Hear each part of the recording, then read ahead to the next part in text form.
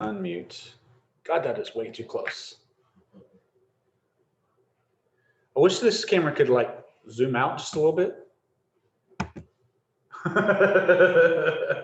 God, no. Because I'm standing like right here and it's like.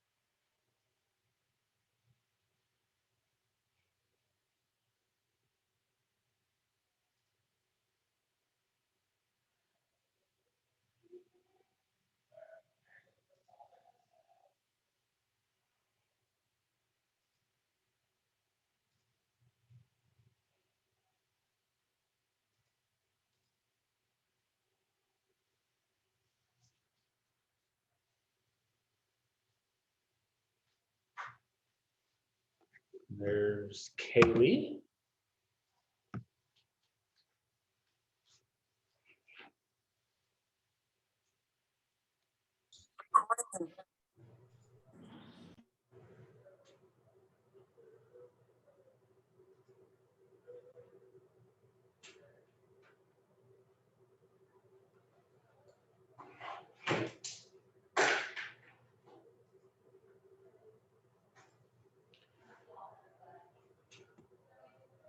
God, this is super close. All right.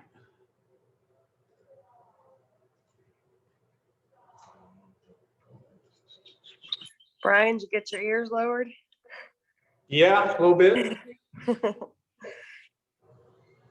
It was getting to be a mop. I understand the feeling. I don't like it when my hair looks like I have a perm. This isn't 1978 anymore. If I get more than a quarter of an inch, it's a problem.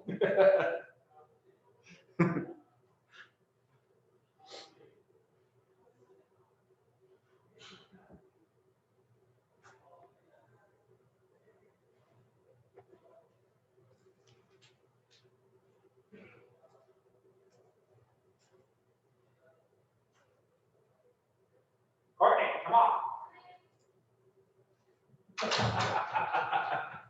Gotta yell at him sometimes.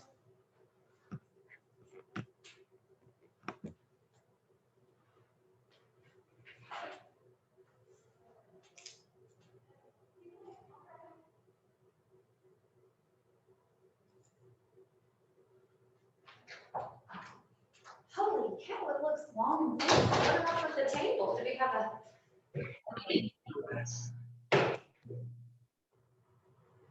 Yes, there was a meeting and I had to reorganize the tables a little bit because they were all kinds of wonky and all over the place. I love that.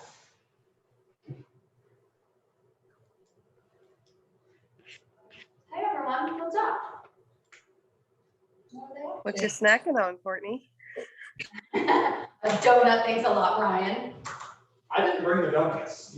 You can blame. Well, if you see me not fitting in my dress in 25 days, How is it my I'm fault? blaming you. I didn't know there were donuts. It's not my fault. Beth brought the donuts. Blame Beth. Oh my gosh, I just spelled my name wrong. Let's start with that. Okay. It's gonna be one of those kind of days, So huh? I guess what's my day? I won't I know. started it with an A, like what? And we just changed our name. Hey, truthfully though, do I need to change my name with OREC or whatever, whenever I do? Once you're married and you have officially changed it, yes. Okay. I should probably learn how to do How to change your name? this. Yeah, I have no idea. I've never changed my name. Okay. Maybe Kathleen knows how you change your name. Ask someone. I'm sure you have to go to the Social Security Department and have fun changing your Oh, no. driver's license. Have fun changing your driver's license because they made that even harder than it used to be. Ready for anything. Share screen. Share. All right, y'all.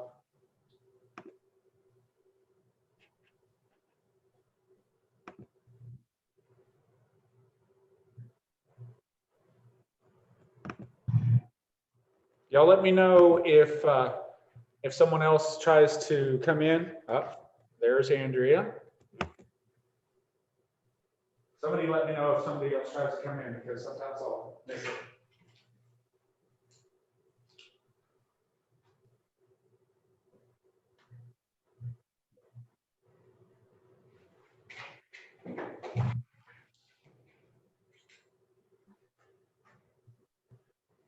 All right, so how was everyone's April? Everyone get lots of contacts and therefore working on buyers and sellers and getting leads and everything like that? Yep.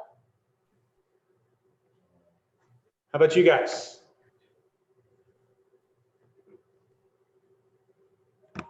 Everyone speak at the same time.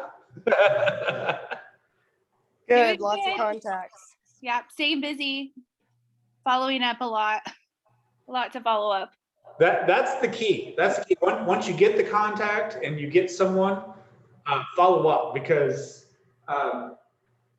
one of the things that one of my brokers told me when I first got into the business was showing up is half the battle.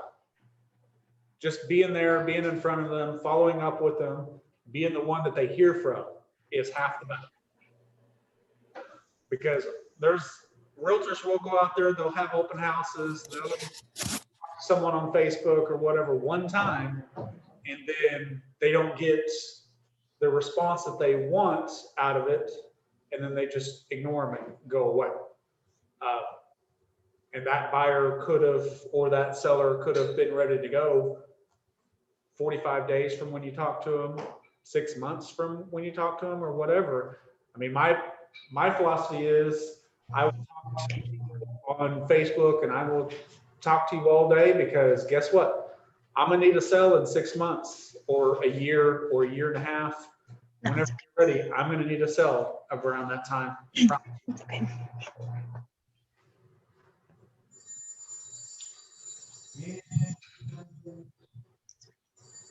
Go away with your.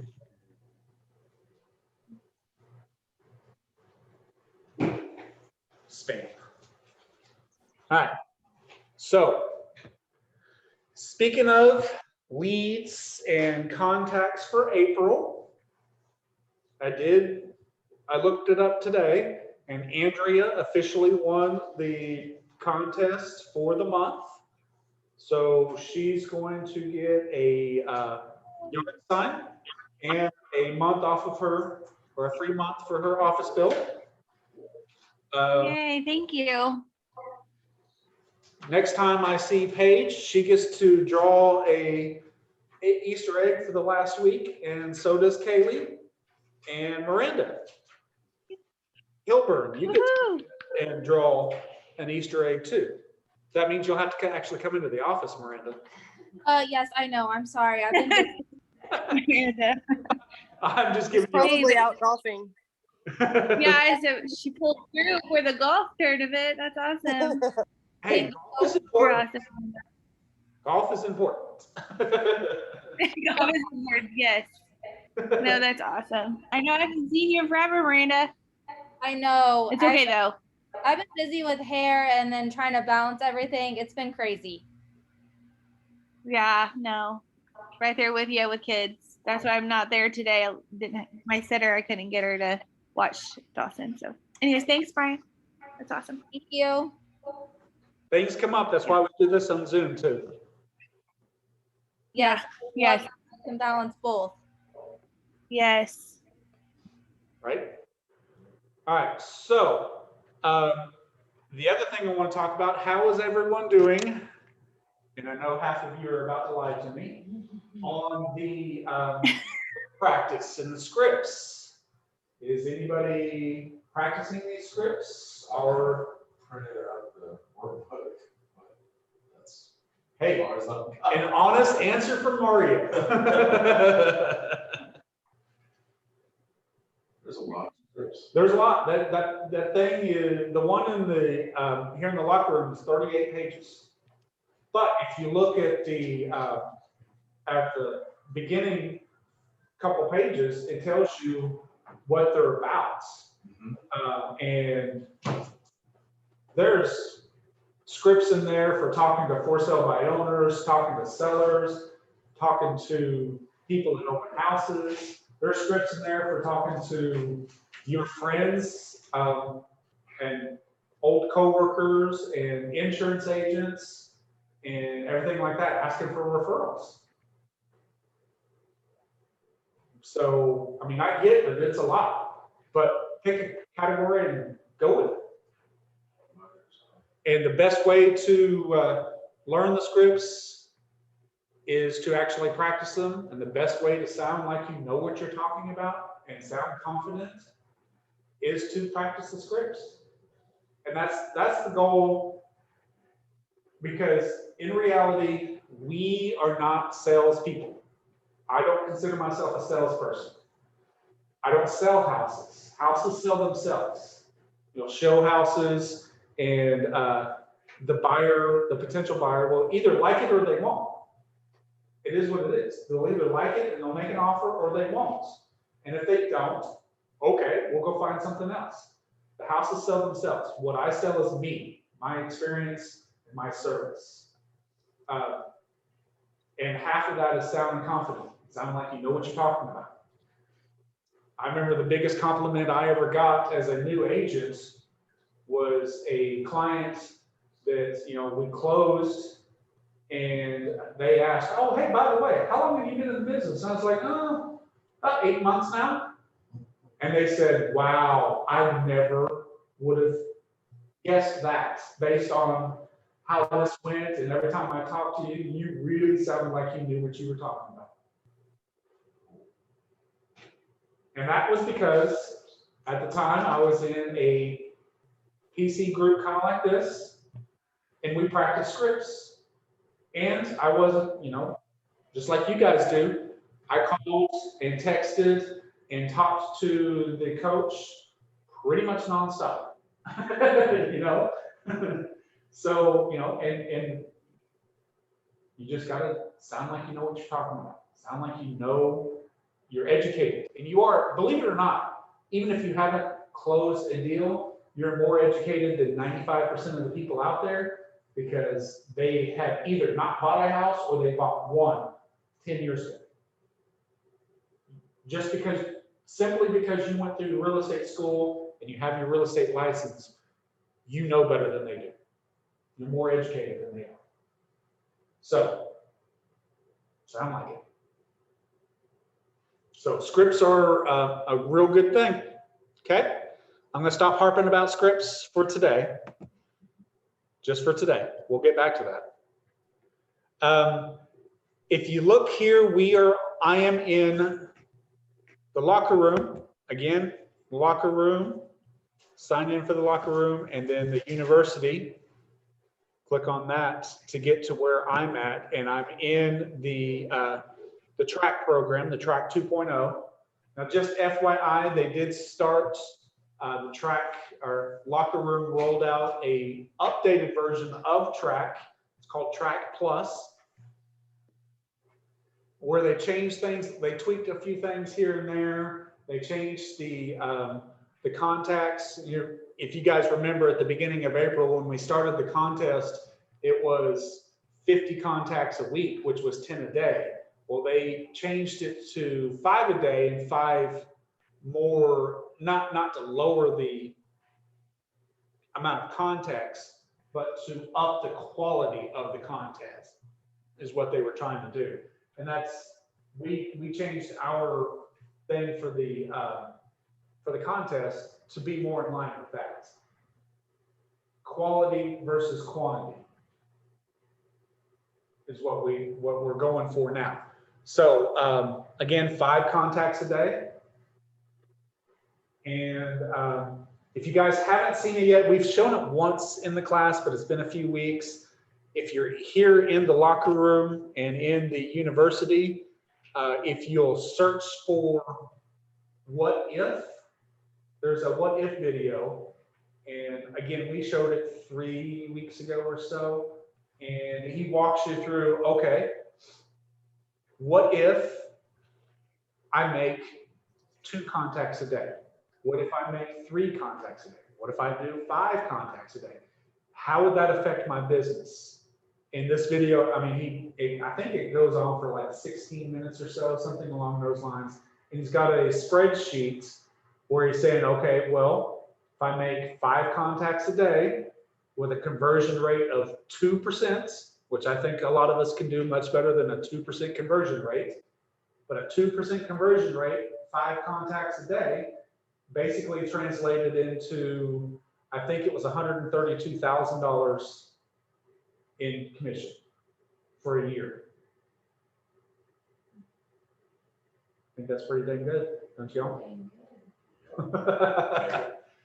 So that's, if you haven't seen it yet, I think that's a good video for you guys to watch. And it has the spread, it has the, after you watch the video, it has a link to the spreadsheet to download, so you can download it and save it to your laptop or to your cloud or whatever, and you can look at it and use it to help motivate yourself. Hey, what if I actually do make? You know, I'm making 1 contact a day, averaging 1 contact a day. What if I bump that up to 2? What does it look like if I bump that up to 4? So, you know, again, and that's with a 2% conversion rate. I would keep the conversion rate at 2% just for your numbers and try to beat that. Hey, if I get 5 contacts a day, if I keep this up for a month, how many closings is that going to translate into? If I keep that up for 2 months, and then once you do it for 2 months, it's a habit, and that's a good habit to have. So anyways, this is kind of where we're at, where we left off a few weeks ago. In the locker room, we were reviewing week 4, working with listings and sellers. We kind of watched a few of these videos, and we watched a few of these videos, and it has, if you haven't got there yet, when you get there, pay attention, because there's tons of helpful information. But here is a listing packet, customizable listing presentation. It's a PowerPoint presentation, and I believe it is 15 pages long or so, 15 slides or so. I wouldn't use all of it by any means. I wouldn't use all of it. Whenever I have a listing presentation, I don't sit down, and I'm not a super formal listing presentation kind of guy. I'm not going to break out the PowerPoint presentation in a laptop or a tablet, and I'm not going to have a flip chart for you to go over it. That's just not how I work. That seems, that's just, for me doing something like that, it wouldn't be real. If that's something that appeals to you and you can do it, by all means. I'm not saying that that's the wrong way to do it. It's just, for me, that's not how I do it. But if you open this and you look at it, absolutely pick and choose some of the things that are on it. Customize it, add your name, your brokerage, your contact info, but customize it. Use some of it because I absolutely leave them with something. I'll have a listing presentation, and typically what I do is I leave them with a listing form, listing agreement form, and I will also leave them comps. And then I leave them something else as far as marketing, what I do, and how awesome I am and stuff like that. That's just how I do it. So at the very minimum, look this over and get some ideas on what should I put in my listing presentation. And we're not going to watch it because it is a 34-minute long video, but right here above where I'm at, here is an entire listing presentation where they go through and they have people sitting there. See, we got a buyer and a realtor and a seller. And the whole 34-minute video is the realtor talking to having the listing presentation. And they'll stop and they'll say, well, this is why I said this. So I think it's a great thing for you guys to watch, especially if you've never had a listing presentation, or even if you've had one or two. Watch this, get some tips, get some ideas. But we are going to go on here, and we're going to go to, and make sure I need to share the sound. We're going to watch a couple of videos, or at least a little bit, on buyers, working with buyers. I realize that most newer agents work with more buyers than they do sellers. So we're going to go with that. I think this is going to be super, super helpful for you guys. And if you haven't got here yet, don't worry about it, but get here and this will just be kind of a preview for you. Okay? Hey, what's going on, Locker Room Nation? Jake Dixon here, founder of The Locker Room, coming at you today with your Mindset Minute. So today's topic is going to be about being intentional. So by this week, our assumption is that you might be feeling it a little bit. You could be exercising some muscles that have never been exercised before, and therefore you might be feeling a little bit sore. And of course, I'm being metaphorical in nature. So it also is at this point generally that we need to focus on working smarter, not necessarily harder, okay? So if you just pause for a minute, just pause for a hot second here, you'll likely see patterns emerge over the past several weeks, okay? So we need to listen to those patterns and we need to reflect on those patterns. This is where being intentional comes into play. And I want you to ask 4 simple questions, and it's an acronym actually for KISS, but this time it does not mean keep it simple, stupid.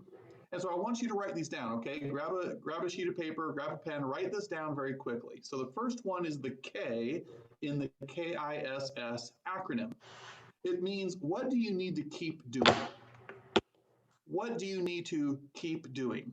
Over the past several weeks, again, we're looking for patterns. By now, things are starting to gain momentum or start to reveal themselves to you. So what is it that you actually need to keep doing? Why? Because it's working, all right? Do more of it. Now, the second one, which represents the I in the KISS acronym, is what do you need to keep doing, but you now need to be more intentional about it? Hello, there's our buzzword for the week, intentional.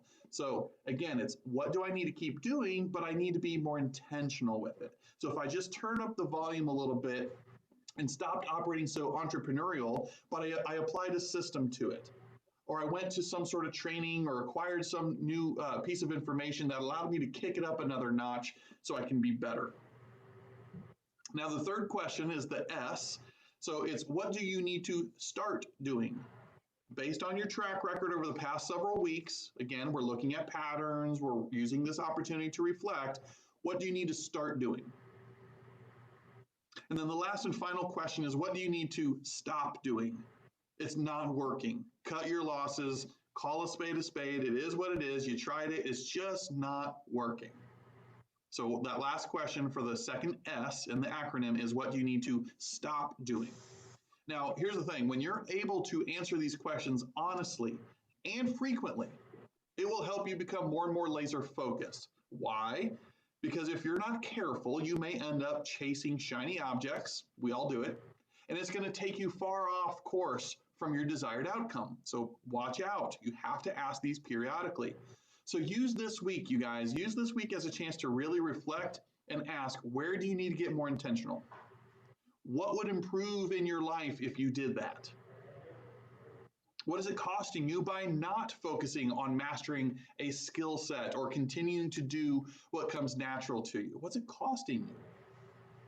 Being intentional is one of those key areas of maximizing your potential and your performance so you can ultimately do more in less time. Who wouldn't want to sign up for that class? So as always, Locker Room Nation, real estate is a contact sport. It is time to go get your jersey dirty and be intentional as you do it this week. All right? Talk to you soon.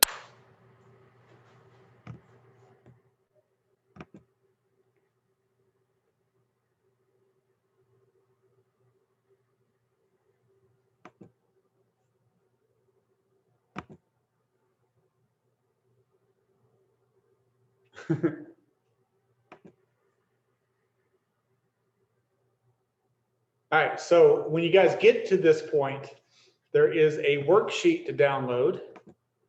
And let's see what it looks like. Oh,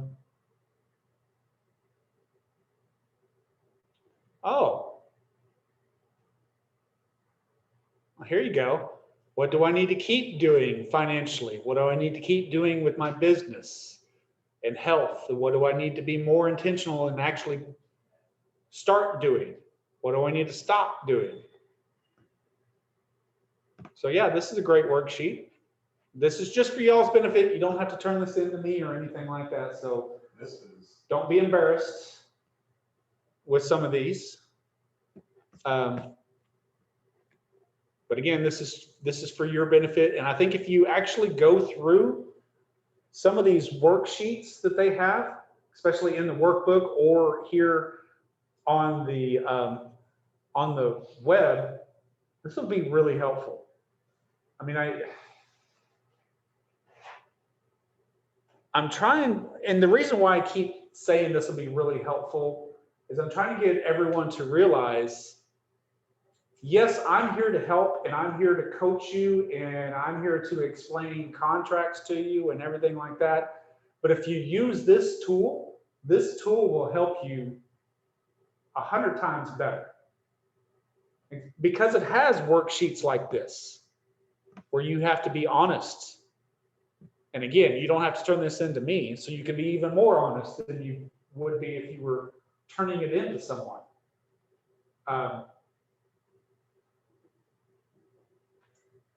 It's going to do nothing but help your business. I mean, that's the goal. I want to help your business. I want you guys to help. I want to help you guys grow your business into whatever level you want it to grow into, whether that be 10 closings a year or 10 closings a month, whatever you want. I don't care.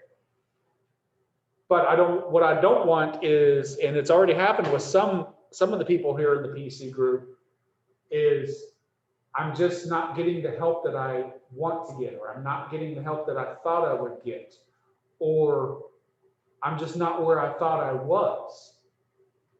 And part of, and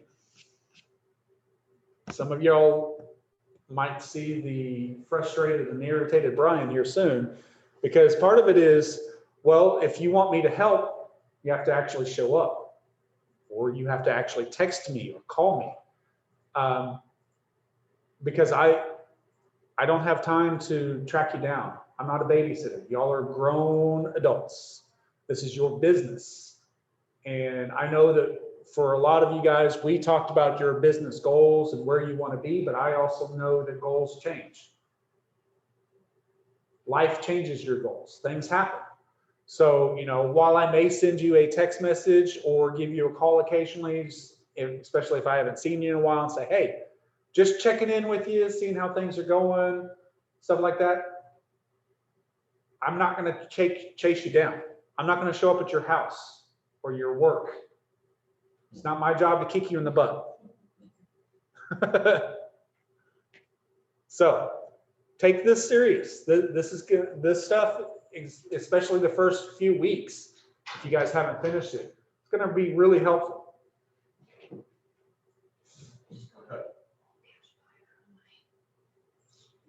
Sweet. So, and here's where you complete the worksheets. So stop and complete the worksheet. So it gives you, you download the worksheet, stop where you're at, take as much time as you need to. Take a day. Take a whole day to finish it. Be honest with yourself though. All right, so we're going to continue now.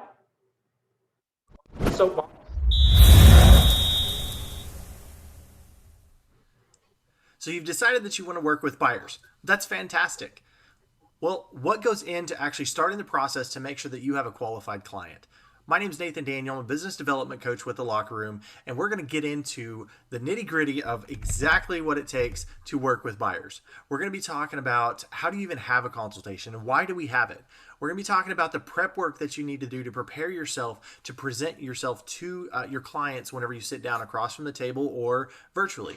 We also are going to be talking about your unique value proposition. What makes you stand out from the rest of the crowd, from another agent inside your office? How will you compare against that person? What do you ask before the actual appointment? We're going to talk about words that work in framing up the conversation before your client even arrives. We're going to talk about what do you talk about and how do you communicate with your client during the appointment, and how do you present yourself in your packet of information during that time to see if you're going to be a good fit. And that leads me to expectations. Expectations are probably one of the most critical things about working with buyers, making sure that you set the expectation for your client on how you operate, but at the same time, setting the expectation for the client to know that it's a two-way street, right? This is a partnership. It's a relationship that you're going to go into. And what are the expectations? What do they need to expect from you? What do you expect from them? Okay. And then finally, we're going to be going into seeing properties and setting the expectations around that to make sure that you have as successful as possible when you actually get out in the field and you start showing properties to help get them under contract, because you know exactly what you're looking for to help them make a decision. Let's get ready.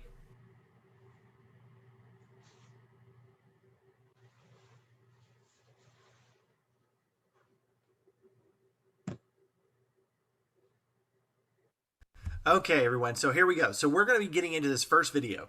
And in this first video of this series, I wanted to go through and just really touch on why we even have a consultation in the first place. Okay, so, I'm sure you've heard of rumors and all these different things where buyers are liars and everything else. Well, the reality is when we're working with people and we don't have a consultation, we don't go through the proper processes, it can seem that way, right? And that's a mentality. That's something that we put in our own head that, well, buyers are liars, or they ghost me, or they're just gone. When in reality, when we have the proper consultation, we take the time to get to know those individuals and see if they are going to be a good fit. As we dive in here in just a second, why we do this, it's really just understanding that person may not have all the information or see the value in working with you at that time. And so as we get into this, what I would encourage, and we're all guilty of this, right? I did this many a times as I was building my business a long time ago, and I realized that I was being what I call a Pop-Tart realtor, and I've heard that term mentioned before and everything, but it's so true, because whether you're brand new in the business or maybe you're in a really hot market, we've all had those times where all of a sudden, just imagine you're a little toaster, right? You're a little Pop-Tart and you're sitting inside here and you're real happy, right? You're so excited about you got your license, or maybe you're doing really well, but all of a sudden you get this call and they want to go see a property and they want to see it today. Well, if you're inside your little toaster all happy and everything, and then boom, what do? You go, you run and you show that property. Why? In order to secure a client, or because reality sets in and you may not have anything else going on at that time. So as we get into this, I want to encourage you, don't be that Pop-Tart realtor. Know what to say, know the words, and how to frame conversations when you're on the phone with people. If it's a lead from a sign call or even an internet lead, you want to start from that moment, right? Impressions are everything. And in real estate, that curb appeal, right? That's the first impression of that house. And we have to do the same thing whenever we're dealing with our clients, and especially with buyers, because we need to exhibit right off the bat that we're a professional and how we're going to handle ourselves. Okay, so as we get in and we frame the conversation and we get people to have this consultation, it's really to frame and see we're a good fit for each other. And notice I said for each other, because not every client is a good fit for you as an agent, and not every agent is a good fit for that particular client. And so you want to make sure that you're framing the conversation and understanding at a deep level what their goals are, as well as, are they going to fit into your schedule? Are they going to be your ideal client as you're going through the process of helping them purchase that home? And you're also going to help find their motivation. So this is pretty critical, because on a motivational level, there's a difference in somebody coming into town and calling you saying, hey, I'm coming in from out of town. I'm on a relo and I've got to have a property under contract by the end of this weekend. Okay, that's pretty motivated, right? On a scale of 1 to 10, I think that's an 11, right? They have to do something. And so what are you going to do for those people, and how are you going to help them find that motivation, right? What's the questions that you're going to ask to find that motivation?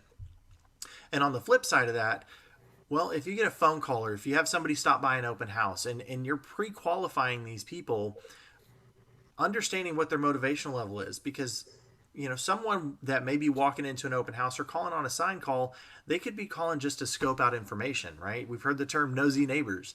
Okay, well, that's fine, right? Well, how are you going to handle those nosy neighbors? Or what if those nosy neighbors are truly looking to find the right agent to help them find their next property? So knowing what to say, how to say it, and frame the conversation, and leading up to having this needs analysis and this consultation with these clients. Ultimately, you're finding their big why. Right? So as we're guiding people through this process and helping them understand what exactly they're looking for and what we have currently available on the market, and if there's not on the market, what property would meet their ideal criteria. So that's really the reason we have this consultation process. We want to set the professionalism. We want to set it up front on how we're going to work. We want to make sure that we're going to be a good fit for each other, for the client's perspective and for yours. We want to find their level of motivation, okay? So on a scale of 1 to 10, if you found the perfect home today, would you be ready to put a contract on that and buy it today? So having words that work, ultimately getting back to the conversation of what's their big why. Are their kids moving into the school district and they need to be into this house by, if your school starts in August, if they have to be in by August certain date, okay? Well, if it's January, they've got some time, right? So they may not be as motivated as if it's somebody that's working and actively looking and it's July 1st and they have to be in by August 15th. So the reality sets in that finding those people's motivation is probably one of the most it's one of the most foundational things that we need to do in this, so that you can help serve your clients to the best of your abilities.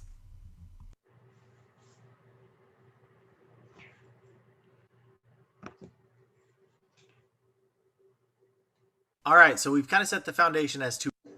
Okay, so what do you guys think about that? Finding out their big why and actually having a conversation with them. And I think what he said, in my experience as a realtor, being the Pop-Tart realtor, like he said, the whole, I'm sitting in front of this house, can you come show it to me right now? Sure, I'll be there in 5 minutes.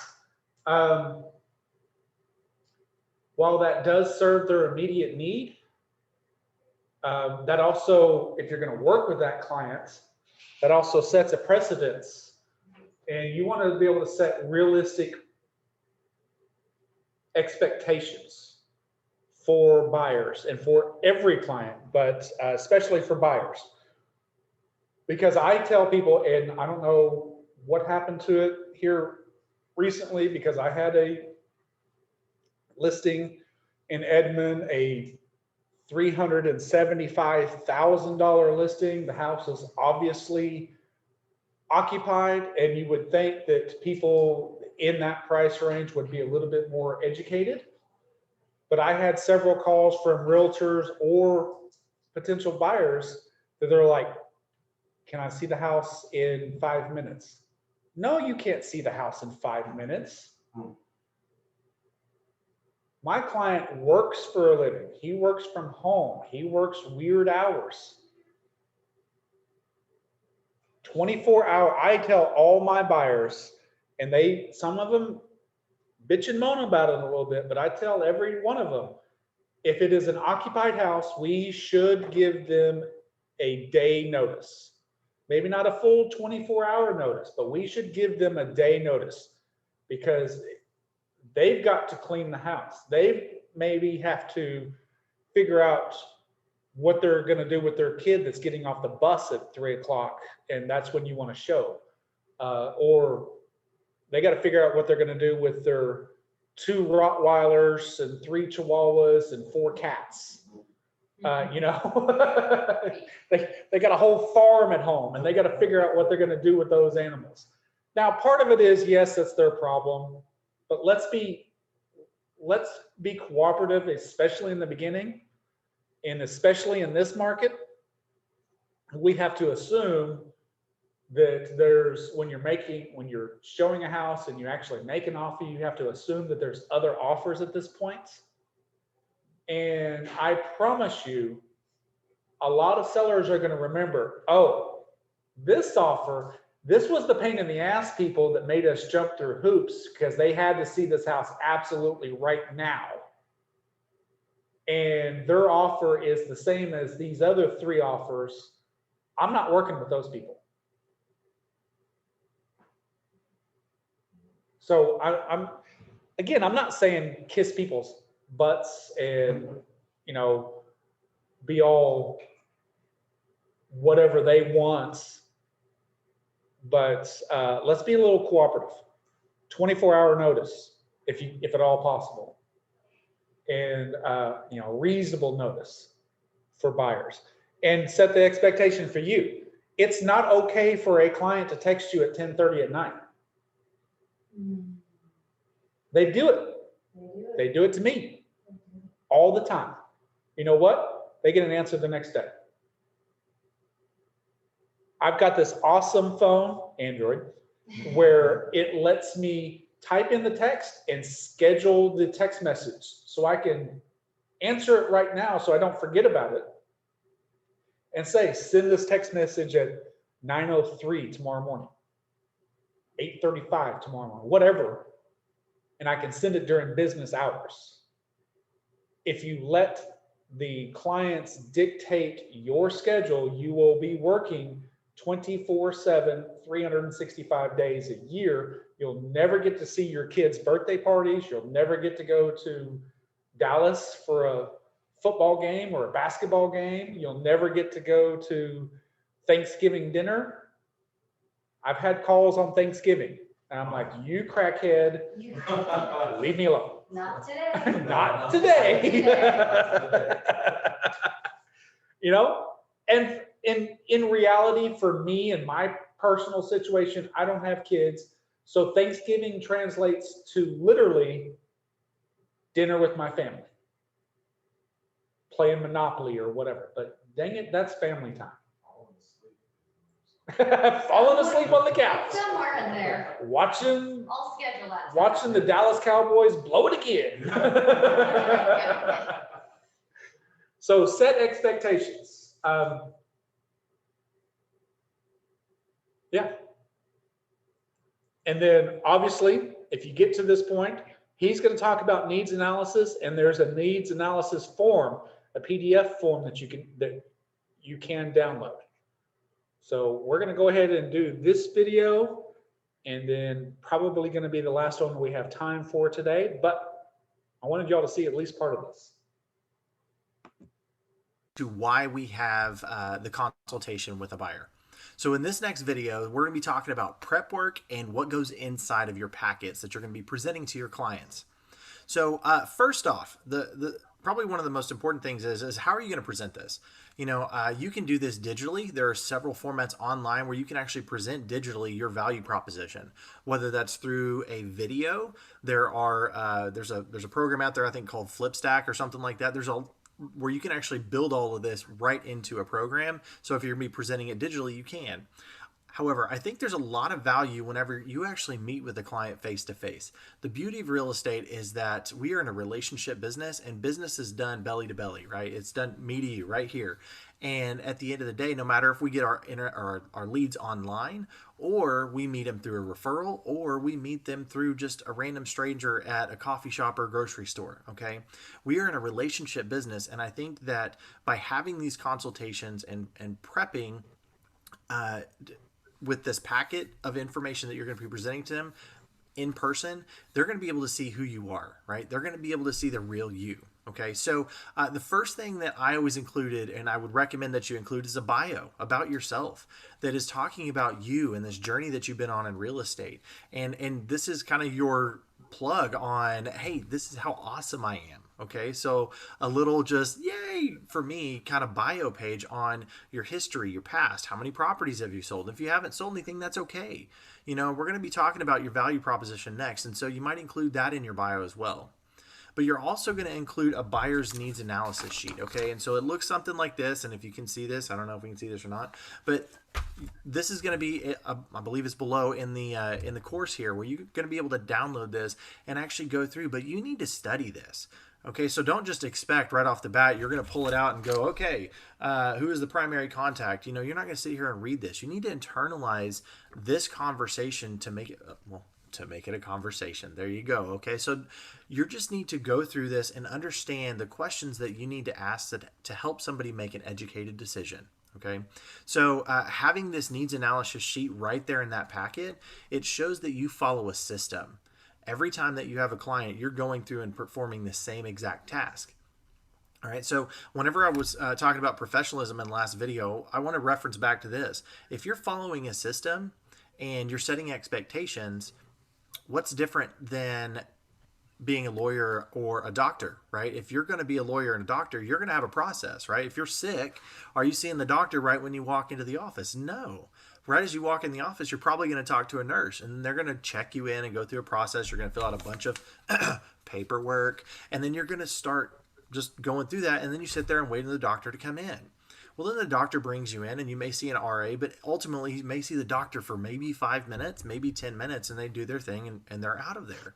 So why should you be any different than a doctor or a lawyer, any other profession that's out there? And when you follow a system like this and you show that you're following a system by having documentation with you, it's only going to prove to your client that you're the right person to work with.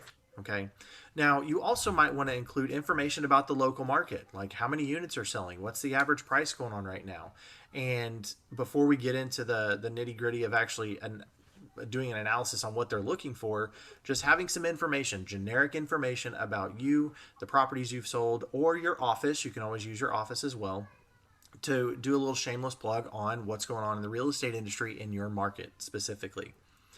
The next thing, and this is one thing I absolutely I hope you do this, and I hope you take this, because putting a copy of your contract, okay, your purchase contract into that packet. And when you put it in there, make sure you go through, and most of the contracts, right, there's blanks, and that's what we have to fill out, is those blank areas. So go ahead and print that off, put it inside this packet, and highlight all those blanks. And when you highlight those blanks, make sure that you explain it to them this way. Especially if you're in a hot market. If there's multiple offers and you're doing this consultation, you want to make sure you take the time to present this. And imagine you're sitting there and you're talking to a client, and all of a sudden they find this perfect home, and you send them the contract at 8 o'clock at night.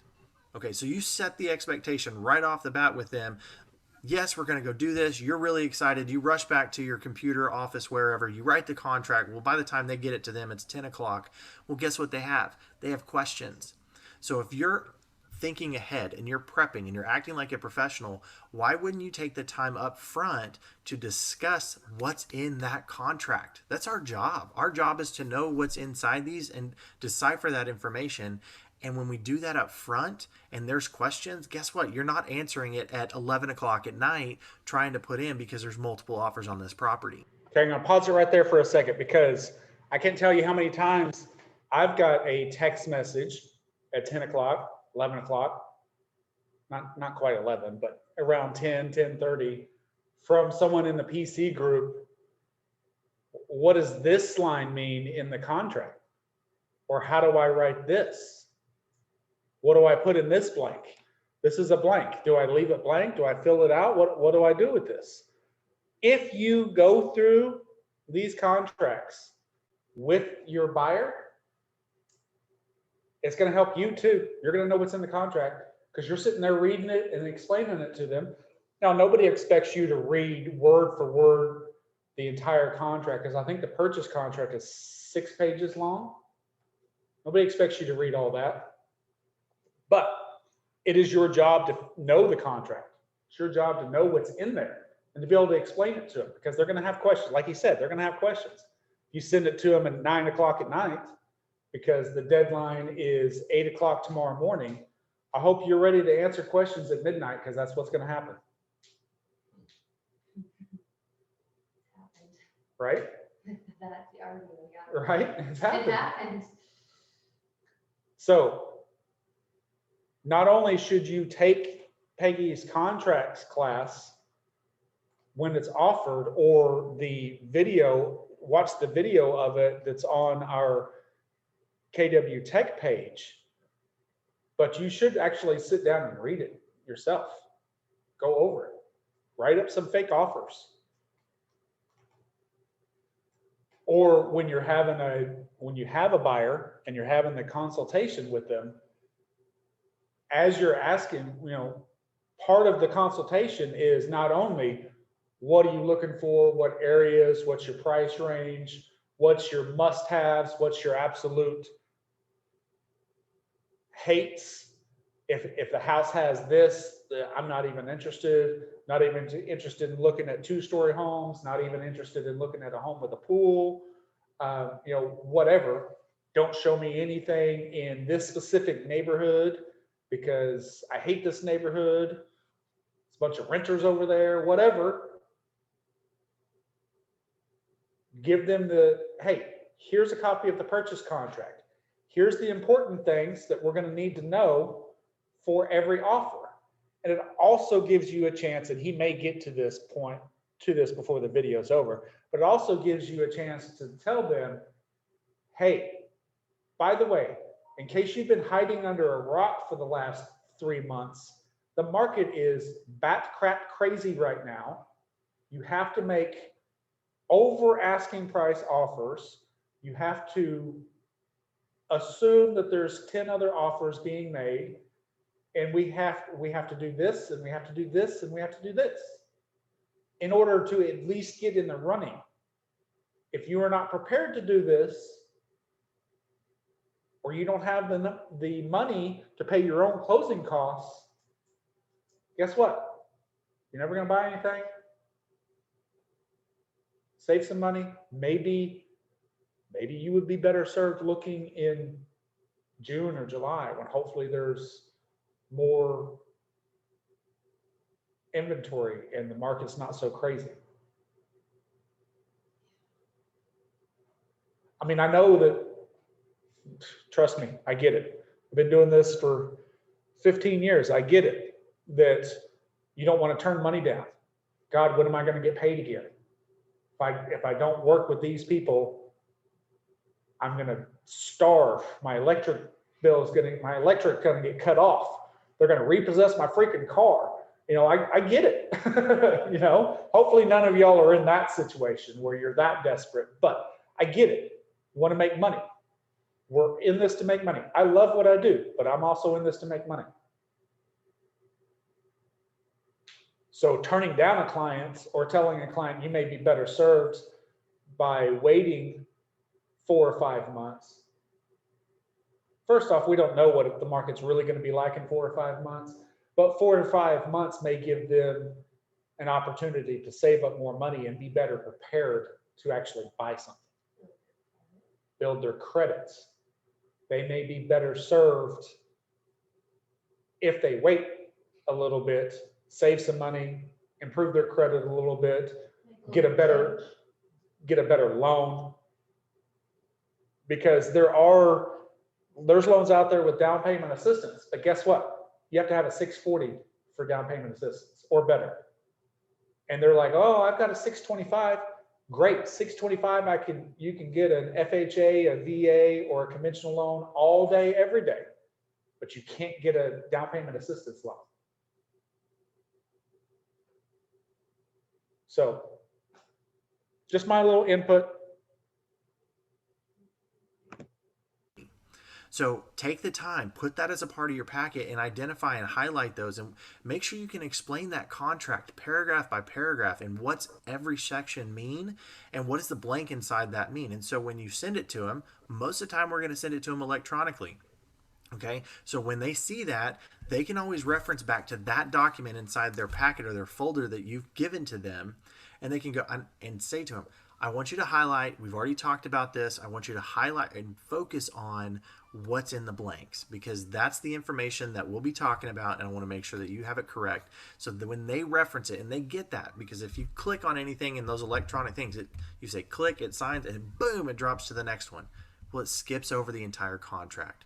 I'm not saying don't review the contract whenever you do it or send it to them. You need to do that.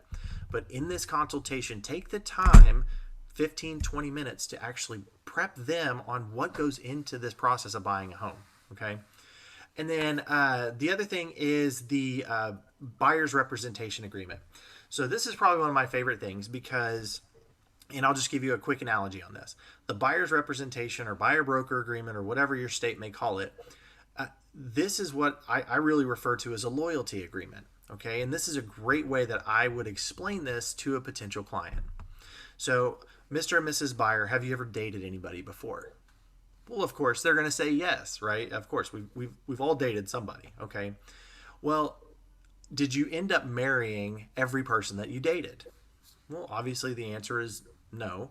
So, okay, this agreement is basically like that. So this agreement that we're putting together, yes, I'm asking for loyalty from you because I am going to go to work for you whenever you sign this agreement. Now, at any point along the way, we're not married. Remember that, okay? We are not married to the service between one another. And if at any point you feel uncomfortable or I'm not holding up to the expectations that we're getting ready to talk about, then I give you permission to do just this.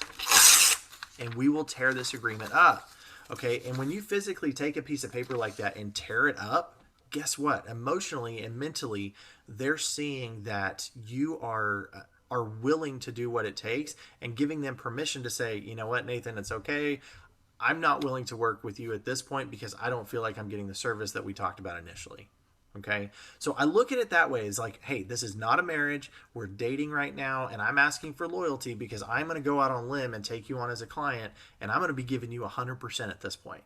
And so I'm asking for the same thing for you. I'm asking you to give 100% to me as far as working with me whenever you're ready to write an offer, whether it's a new construction home, make sure you cover that.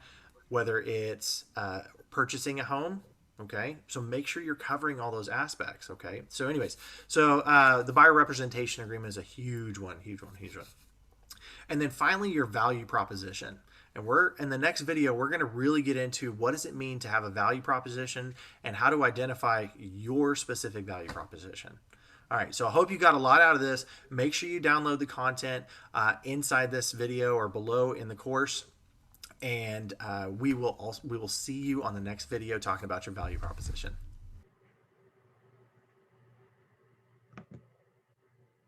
Okay.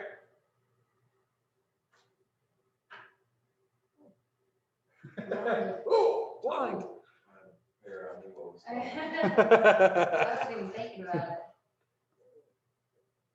Okay, so again, we kind of teased it. We watched a couple of the videos. The value proposition. This is, like I said, and like he kind of alluded to, this is here's what I offer. Here's how awesome I am. And here's why you should work with me. That's kind of what that value proposition is. Here's what I offer to you. You should have a different value proposition or marketing plan for buyers and sellers. Sellers is real easy to me. You're gonna put it in the MLS, you're gonna advertise it on Facebook, social media, whatever. You're gonna have an open house, and you're gonna sell the hell out of their house. That's easy. Buyers gets a little bit more complicated. Here's what I offer. Here's, on the buyer side, it's going to be a lot of either here's my experience, here's my successes, or I partner with these professionals and we get the job done. I partner with loan officers. Buyers can use whatever loan officer they want to use, but I tell them, like, here is 2 or 3 loan officers that I've worked with before that I know are very good and get the job done, and guess what? They're also local. Nothing is worse than having one of those call center loan companies, USAA, Rockets, Mortgage, stuff like that. And every time they call, they're talking to someone different, and they get different answers. You get different answers, and you don't close them. And at least with a local guy, even if you use Angie or one of the other Cornerstone realtors, they have a team, and you can call there and you're going to talk to someone. It may not be the person that you talked to last time, but their team is only so big. Angie's got 4 people on her team. And I've worked with Dominique over there at Cornerstone as well. He had 4 people on his team.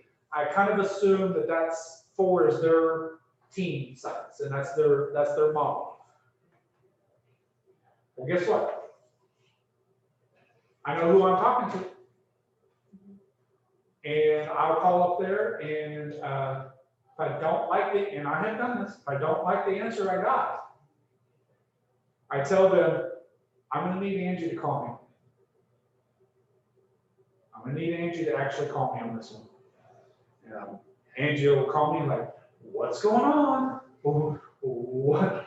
Why are you telling Megan that you don't like this answer? Because it's wrong. Because it's the wrong answer. So, or I'll tell her, hey, I just need to understand this myself because I'm going to have to explain this to this buyer. Or I'm going to have to explain why we're extending and we're not closing on time to the other realtor so they can explain it to their seller. So yeah. And then I also give my buyers 2 or 3 insurance agents. Here's some insurance agents that I've used. This is my personal insurance agent. This is another insurance agency that I've used before for my personal business. Or I send a lot of clients this way. He always takes care of them, or she always takes care of them, whatever the case is. You get the job done. Title companies. I mean, you guys are getting the gist of it. These are the professionals that I've worked with, and here's how awesome me and my team are, basically. Okay? All right, it's noon. We are done. Don't forget to come back for 1 o'clock. And there's the basics training at 1 o'clock, and I believe that it is a CMA class. I believe that's what it is. But anyway. Thank you. Great. You guys have a good one. You too. Bye. Thanks. Bye.